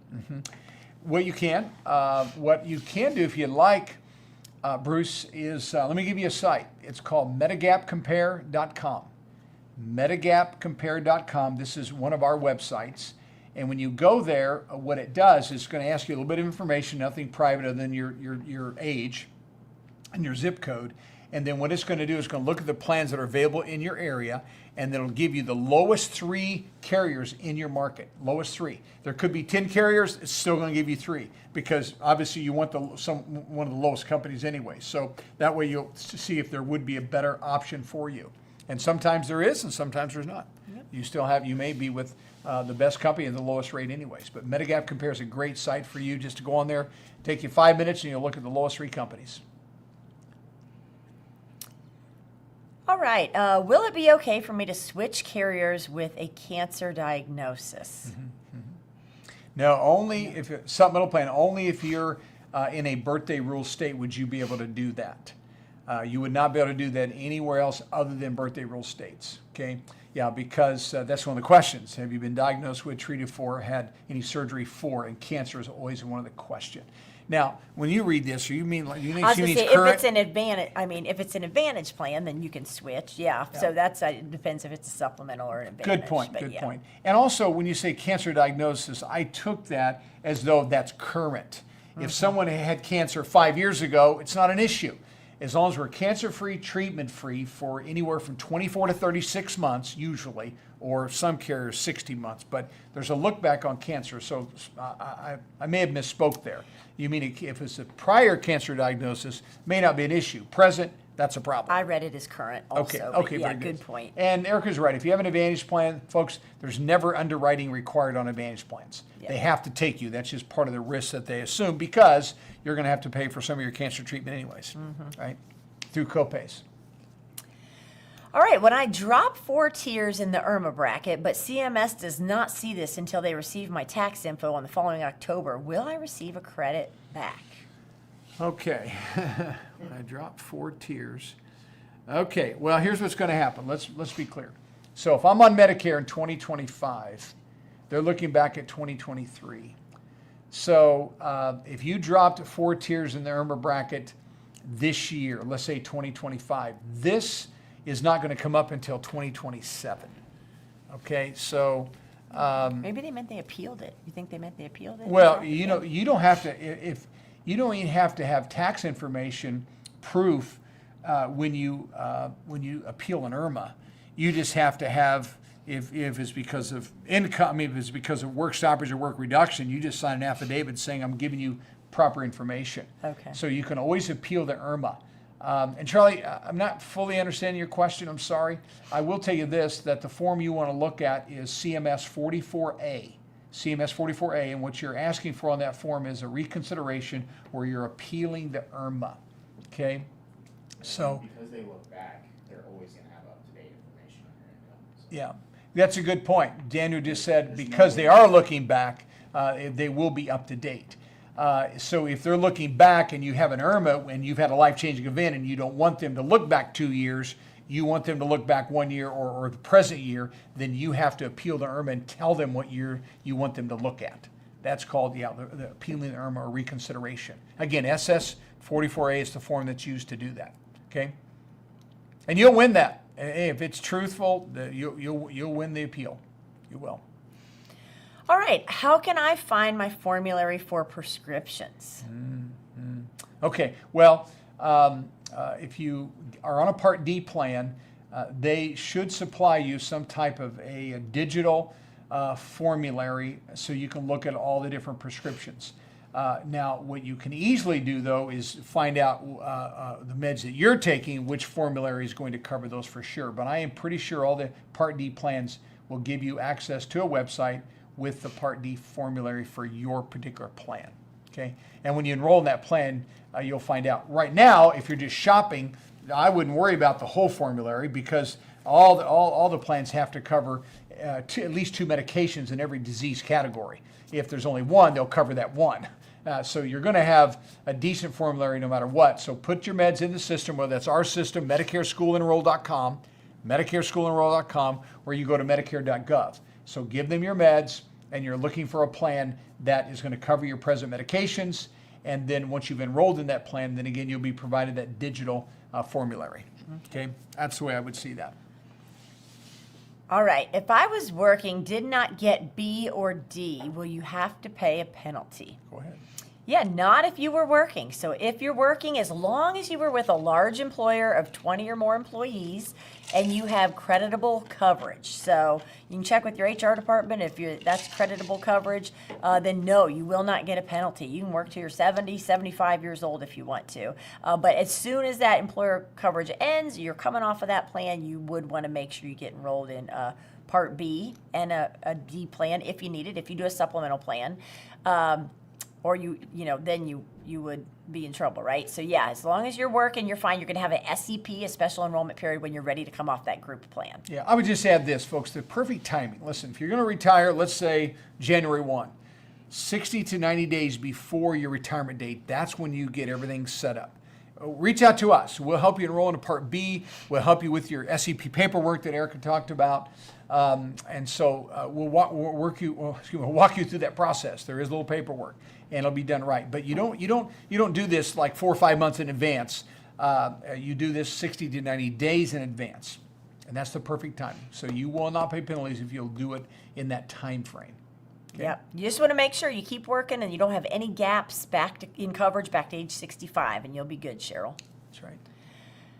Okay, currently a cancer patient, and my Advantage plan just canceled coverage for my area. So when choosing a new one, would a supplement actually be better?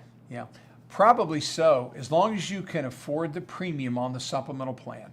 And again, you can look at a G plan. If you start a Medicare after 1/1/2020, you'll have to get a G plan. But I would. So if it's in the budget, and then you're going to have a standalone Part D plan as well. So if all that is possible for you financially, that's exactly what I would do. Now, if you can't afford it, then we just find you a different Advantage plan, one that's going to be the best fit for your doctors and hospitals and all those kinds of things. Yep. Okay. Yeah. All right, we just called back. We got a call back from Jonathan. He got my husband all set up with his G supplement. I had called with a couple of questions, and he answered all of our questions. Jonathan gets a thumbs up. Good to hear it. Sharp guy, Jonathan Cook. So glad you had a good experience. All right, my G plan is almost $300 a month, and it will probably go up next year. 8 years ago, it was less than $120. Any help for me? Yes, please call in. We're open right now. You can still get in and talk to one of our agents and see if there's some way that we can improve your position. And we'll do everything we possibly can. Okay, so do call in. Another thing that you could do if you just wanted to kind of see the process, you could go to medigapcompare.com to see if there's something better, and there more than likely there probably is. But if you talk to an agent directly, we'll help you very, very quickly and let you know what your options are. Okay. Can you have A and B G plan? Does D plan go with a supplemental? So yeah, so to have a supplemental plan at all, to have an Advantage plan or a supplemental plan, you do have to be enrolled in Part A and Part B. And then yes, if you do have a supplemental plan, you're going to have a standalone drug plan with it. So that's when we talk about the Part D plans. That's a standalone drug plan because those supplemental plans don't cover prescription medications that you would self-administer or pick up at a pharmacy. So yeah, you're right. You would need all those. Enroll in A and B and get a G plan, and then we have a D plan that goes with it as well, and our guides are happy to help you set all that up. And usually they can do that in one phone call for you. I just want to add too, could be different carriers. Yeah, you may end up wanting to go with Cigna on a G plan. You may have a United Healthcare D plan, and that's all fine. They're separate plans. Okay, so don't worry about that. It doesn't have to be the same carrier. All right, what's the difference between an F, G, and N plan? It's all yours. Yeah, so the F, you had to have been eligible for Medicare before January 1st of 2020 to even get an F plan. So that's kind of off the table if you've just recently come into Medicare. G and an N, those are kind of the two most popular plans right now.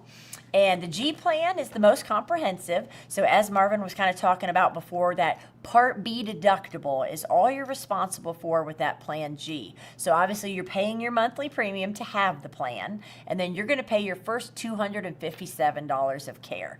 After that, with the G plan, everything else will be covered, as long as you're seeing doctors that accept Medicare. Now the N plan is just a step down from the G plan. And if a G plan's not your budget, sometimes you can save $40, $50 a month on a Plan N. Still very comprehensive coverage. The only difference is you're going to have to pay that Part B deductible, so that $257, but you will have some copays. So when you go to a doctor, you could have up to a $20 copay. If you go see the emergency room, you could have up to a $50 copay. And the only last thing really to consider, there's something called excess charges. And it's very rare, but this is if a doctor would not accept Medicare assignment or they're non-participating. And this is where they could charge up to 15% in something called excess charges. And if you have the N plan, you would be responsible for that, but there's 8 states where they're not even allowed to charge it. And then it's very rare. So less than 5% of doctors, I think, in the whole country charge it. And you can always find out ahead of time by asking the billing department or just asking them, do you all accept assignment and are you participating? Yep. So, if G's not in your budget, you need to go more with an N. I would not let that excess charges scare you away from that. It's still going to be very comprehensive coverage. It is. Good. All right, is there a scenario where I would select a Plan G supplement plan over an employer-sponsored plan during open enrollment going on now? I am considering retirement in May when my wife turns 65. Okay. The only reason would be, when my wife the only reason that you would do that is if the employer plan was no longer attractive. So I had a guy not long ago that actually worked for a large dealership, and his premium for his plan at work was $600 a month, and it frankly was not a very good plan. Yeah. Okay, so that's a lot of money to pay for a lousy plan. And so if your employer plan is not attractive, then that may be an issue. Now, if your wife is also covered by the plan, however, then you may have to stay on the plan if she doesn't have any other insurance options. So that's the only reason that we ever recommend people, while they're still working, to go on Medicare and a Medicare supplemental plan, is because either they have mediocre coverage, expensive coverage. But if it's still great coverage and the price is very good, then don't do anything. Just go ahead and stay on your employer plan. And especially if that's your wife's only option, for sure. And then once she turns 65, if that's when you're going to retire at the same time, then both of you go on Medicare effective 5/1 of 2026, and then you can pick out your supplemental plans at that time to go effective the same month. Okay? Did we answer all the question? We good? Yeah, you did. Yeah. All right, sounds good. All right, Alfred from Maryland just retired from the government at age 72 to compare premium cost of FEHB plus Part B plus a SUP. Plan G, will government continue to contribute my premium after my retirement? Okay, will government continue to contribute my premium? Okay, here's what's going to happen. I'm not fully understanding your question there. So I do know that whatever premium you're paying now will be the same premium that you're going to pay when you retire. I've never been told by anyone with FEHB that they had a premium reduction. So again, you're going to carry the same premium, you're going to carry the same plan. And so your option will be to, in my opinion, what I would do, I would definitely enroll in Medicare A and B. And then you have to make a decision. Do you want the supplemental plan to fill in the gaps with A and B, or do you want your FEHB to fill in the gaps for A and B? And so it all really depends on how much it costs you to be on the FEHB plan. We've had several people lately that FEHB was very expensive, so they went ahead and actually terminated their FEHB benefits and just went with the traditional supplemental plan along with A and B. Then what happens when you terminate your FEHB, if that's what you decide, then that premium you've been paying, it will come out of your annuity check, and since you terminate it, you'll no longer have to pay that premium. Okay, but as far as the government contributing, they've set a rate for you. You're responsible for it. If that rate's high, I would do A and B, get a supplemental plan. I'd terminate my FEHB. But If FEHB premium is very low and it's very attractive, and you're happy with that, then you do not need to get a supplemental plan. You're allowing the FEHB to serve as your supplemental plan. So it really all boils down to the cost. It really does. Okay. All right. But remember, you take a supplemental plan in an FEHB option, then to get rid of the premium, you do have to terminate it, and it is lifetime. You can't go back on. Okay. All right. Good. We good? Yeah. Okay, it looks like that's it, folks. Hey, thanks for being with us this evening, and thank you. Enjoy thank doing you. these together. So we do this every Monday at 5 and every Thursday at 5 Central Time. So tell your friends about us, and please, folks, reach out to us. You need a Medicare broker, and we'd be delighted and really privileged to be able to serve in that way. Thanks so much.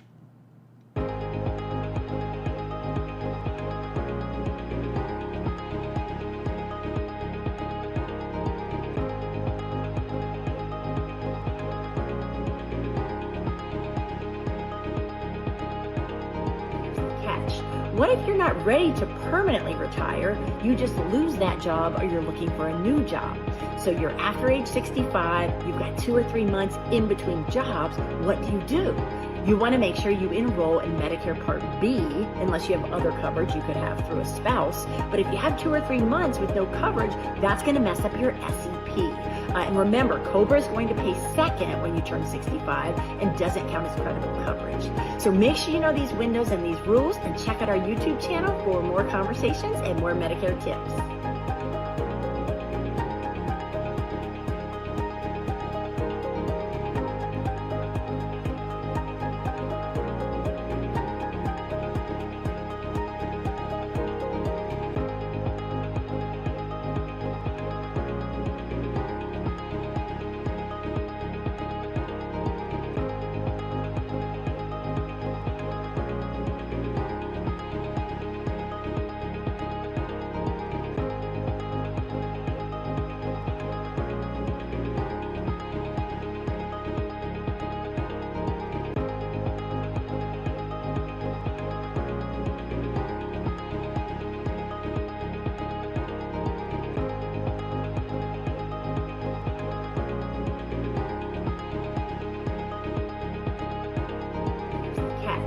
What if you're not ready to permanently retire? You just lose that job or you're looking for a new job.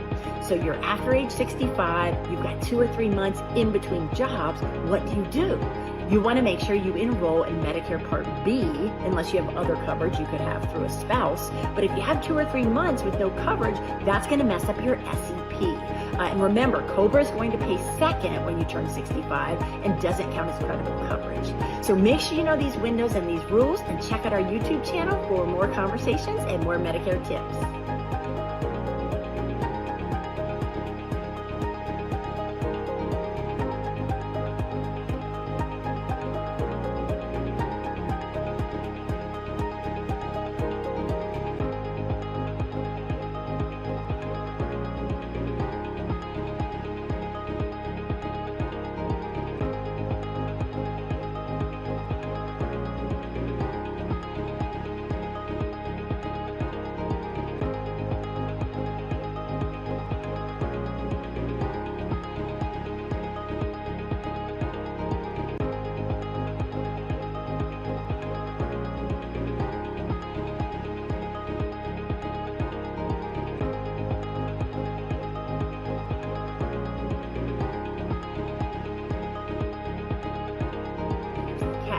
What if you're not ready to permanently retire? You just lose that job or you're looking for a new job. So you're after age 65, you've got 2 or 3 months in between jobs. What do? You want to make sure you enroll in Medicare Part B, unless you have other coverage you could have through a spouse. But if you have 2 or 3 months with no coverage, that's going to mess up your SEP.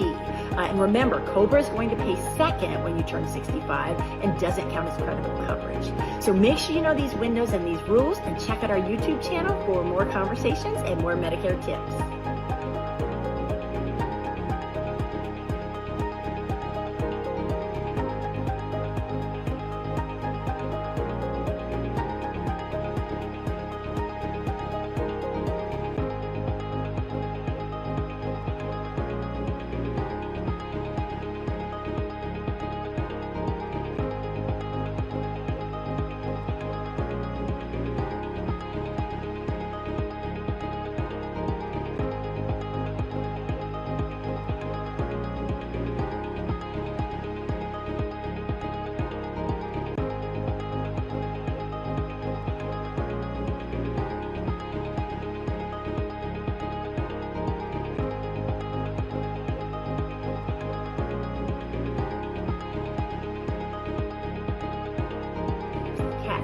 What if you're not ready to permanently retire? You just lose that job or you're looking for a new job. So you're after age 65, you've got 2 or 3 months in between jobs. What do? You want to make sure you enroll in Medicare Part B, unless you have other coverage you could have through a spouse. But if you have 2 or 3 months with no coverage, that's going to mess up your SEP. And remember, COBRA is going to pay second when you turn 65 and doesn't count as credible coverage. So make sure you know these windows and these rules, and check out our YouTube channel for more conversations and more Medicare tips.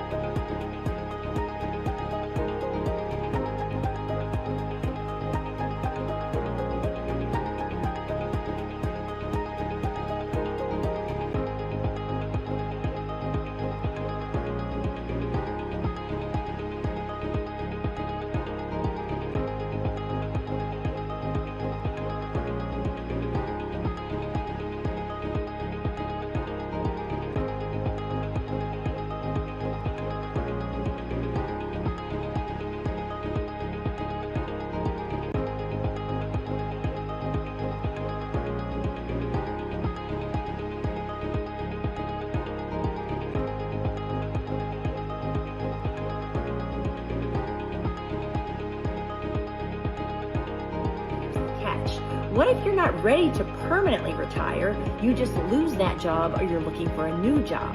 So you're after age 65, you've got 2 or 3 months in between jobs. What do? You want to make sure you enroll in Medicare Part B, unless you have other coverage you could have through a spouse. But if you have 2 or 3 months with no coverage, that's going to mess up your SEP. And remember, COBRA is going to pay second when you turn 65 and doesn't count as credible coverage. So make sure you know these windows and these rules, and check out our YouTube channel for more conversations and more Medicare tips.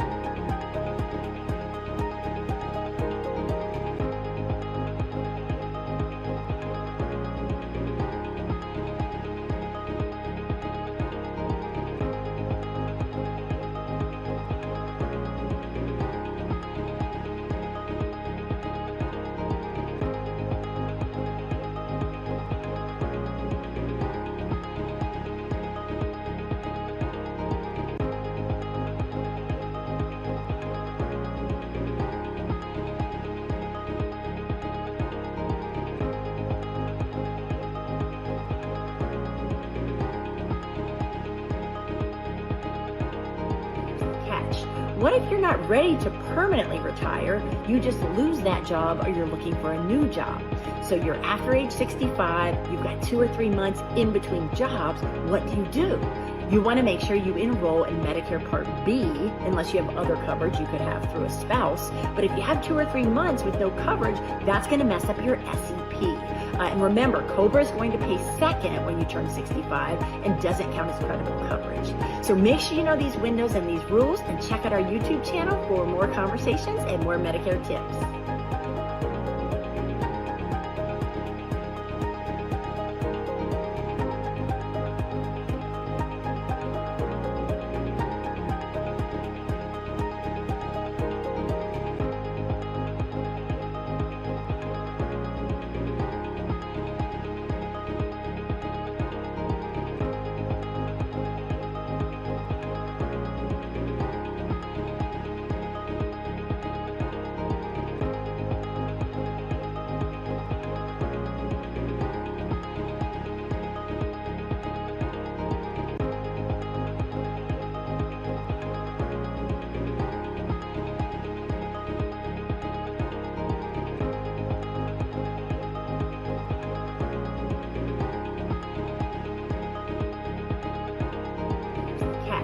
What if you're not ready to permanently retire? You just lose that job or you're looking for a new job. So you're after age 65, you've got 2 or 3 months in between jobs. What do? You want to make sure you enroll in Medicare Part B, unless you have other coverage you could have through a spouse. But if you have 2 or 3 months with no coverage, that's going to mess up your SEP. And remember, COBRA is going to pay second when you turn 65 and doesn't count as credible coverage. So make sure you know these windows and these rules, and check out our YouTube channel for more conversations and more Medicare tips.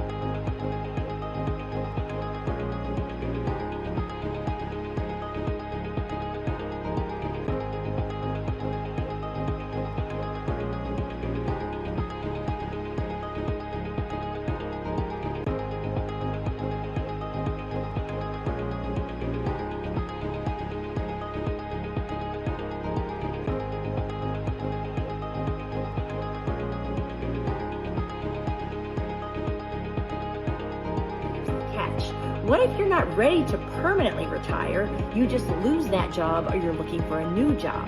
So you're after age 65, you've got 2 or 3 months in between jobs. What do? You want to make sure you enroll in Medicare Part B, unless you have other coverage you could have through a spouse. But if you have 2 or 3 months with no coverage, that's going to mess up your SEP. And remember, COBRA is going to pay second when you turn 65 and doesn't count as credible coverage. So make sure you know these windows and these rules, and check out our YouTube channel for more conversations and more Medicare tips.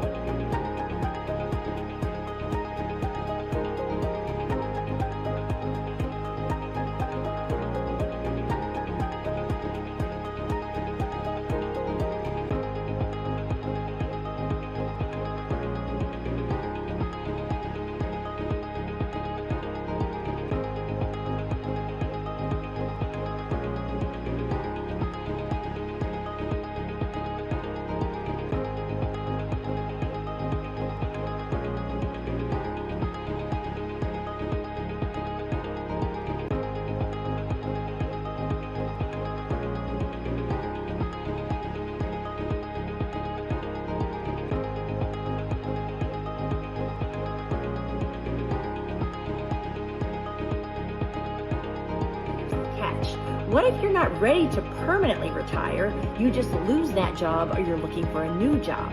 So you're after age 65, you've got 2 or 3 months in between jobs. What do? You want to make sure you enroll in Medicare Part B, unless you have other coverage you could have through a spouse. But if you have 2 or 3 months with no coverage, that's going to mess up your SEP.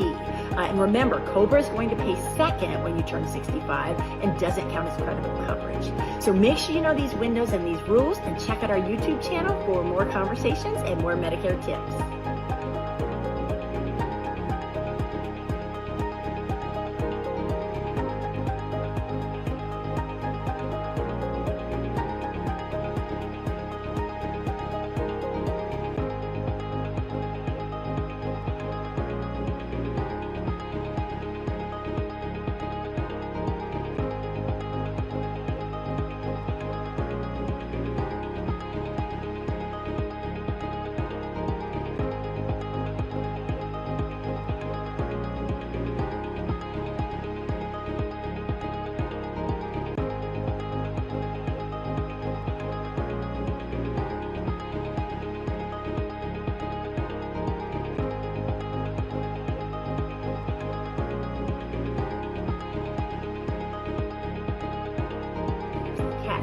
What if you're not ready to permanently retire? You just lose that job or you're looking for a new job.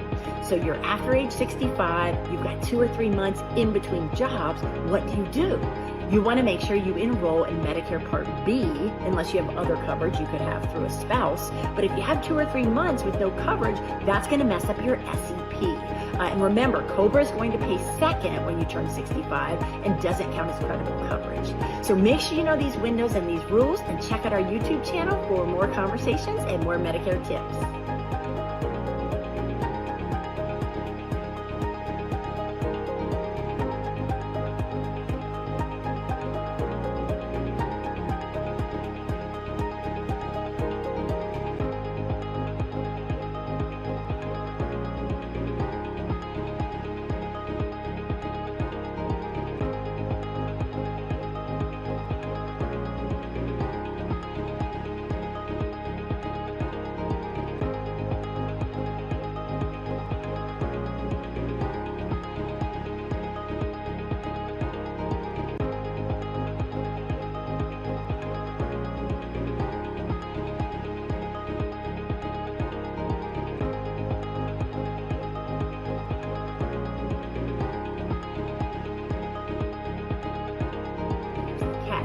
What if you're not ready to permanently retire? You just lose that job or you're looking for a new job.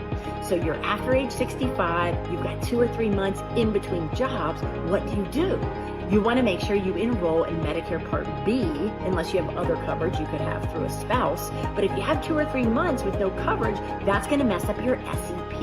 And remember, COBRA is going to pay second when you turn 65 and doesn't count as credible coverage. So make sure you know these windows and these rules, and check out our YouTube channel for more conversations and more Medicare tips.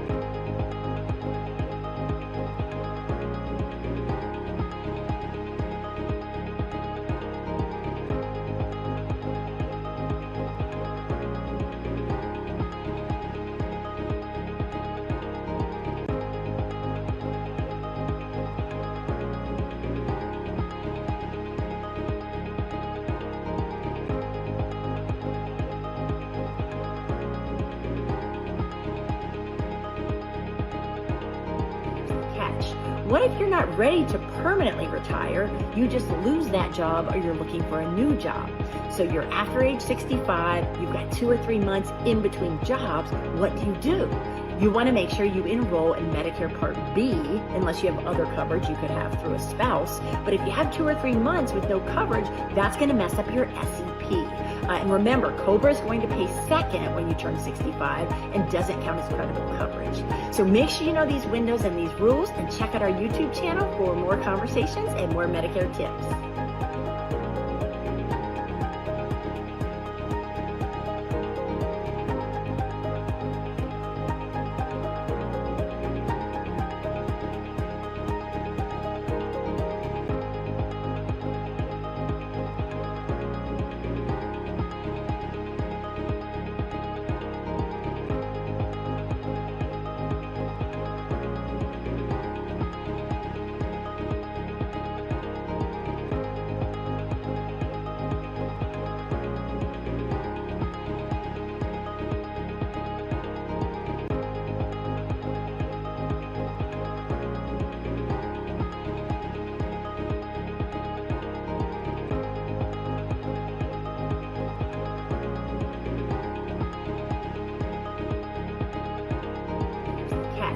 What if you're not ready to permanently retire? You just lose that job or you're looking for a new job.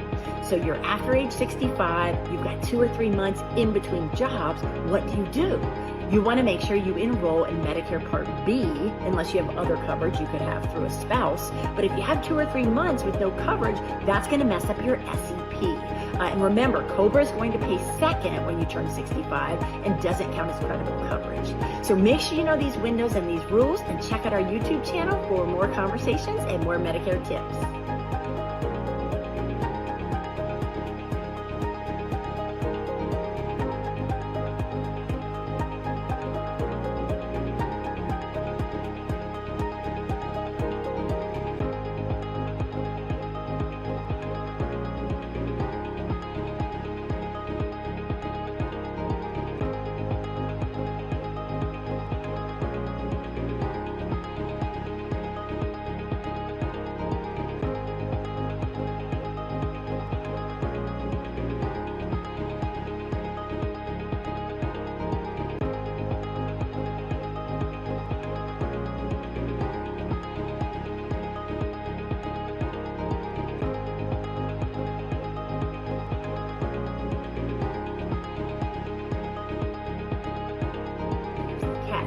What if you're not ready to permanently retire? You just lose that job or you're looking for a new job. So you're after age 65, you've got 2 or 3 months in between jobs. What do? You want to make sure you enroll in Medicare Part B, unless you have other coverage you could have through a spouse. But if you have 2 or 3 months with no coverage, that's going to mess up your SEP. And remember, COBRA is going to pay second when you turn 65 and doesn't count as credible coverage. So make sure you know these windows and these rules, and check out our YouTube channel for more conversations and more Medicare tips.